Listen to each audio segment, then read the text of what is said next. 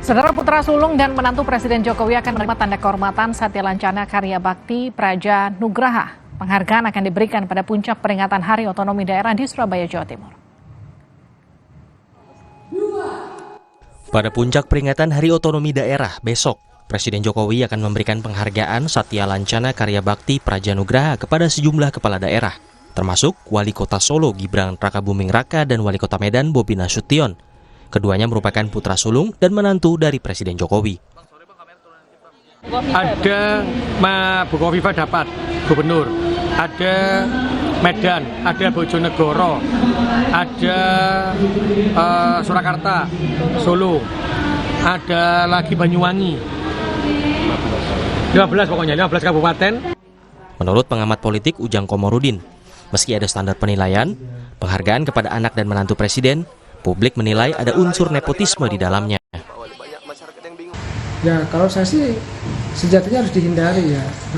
Nanti akan ada tuduhan-tuduhan terkait dengan KKN dan lain sebagainya. Apalagi Bu Iriana juga sudah mendapatkannya. Oleh karena itu sebenarnya di masa akhir menjelang Pak Jokowi berakhir, hal-hal seperti ini harus dihindari. Ya, walaupun memang bisa jadi ada ukuran-ukuran standar-standar terkait dengan pemberian gelar tersebut.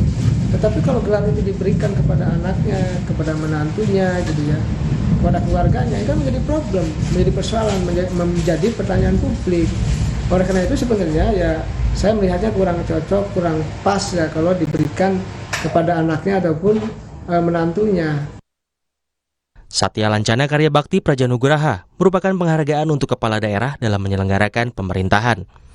Gibran beserta 14 kepala daerah lainnya mendapat tanda kehormatan atas penyelenggaraan pemerintah daerah tahun 2022.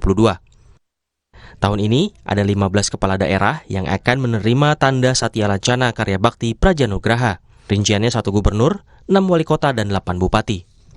Di antaranya Gubernur Jawa Timur periode 2019-2024 Kofifa Indar Parawansa, mantan wali kota Bogor Bima Arya, lalu ada wali kota Solo Gibran Rakabuming Raka, dan ipar Gibran yang merupakan wali kota Medan Bobi Nasution. Tim Liputan Kompas TV.